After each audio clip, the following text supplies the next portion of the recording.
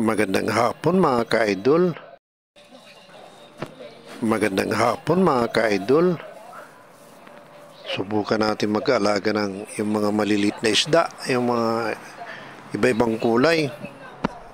Yung tawag, yung koi na isda.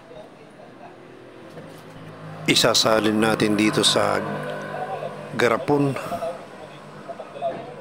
Di na natin bubuhayin. Kung kaya ba natin buhayin mga ka-idol, para may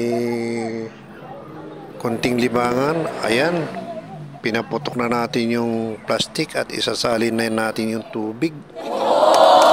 Isalin na natin yung tubig, pati yung isda ilalagay na natin. Paluwangin natin yung butas ng plastic para may salin na natin yung isda.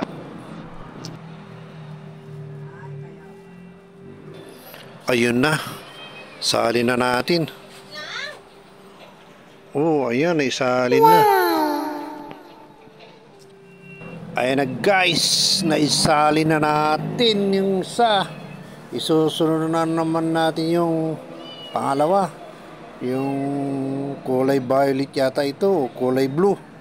Yung kulay. Ayan, ginugunting na natin yung plastic mga ka-idol, para may isalin na rin yung isa. Yung ito, medyo malaki. Lalaki daw to, lalaki.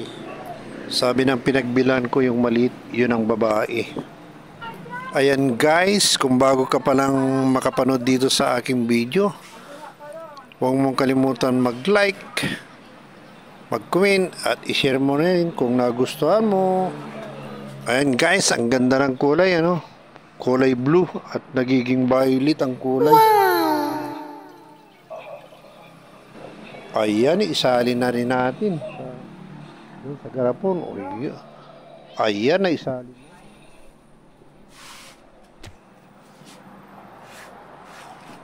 Ayan guys, mayroon na akong libangan na naman, oh. Yung malit daw, yun ang babae. Itong malaki, yun ang lalaki.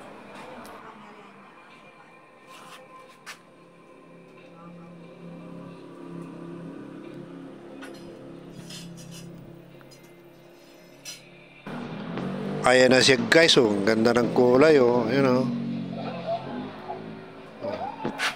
O, diba? Like, follow, and share mga ka-idol. Maraming salamat.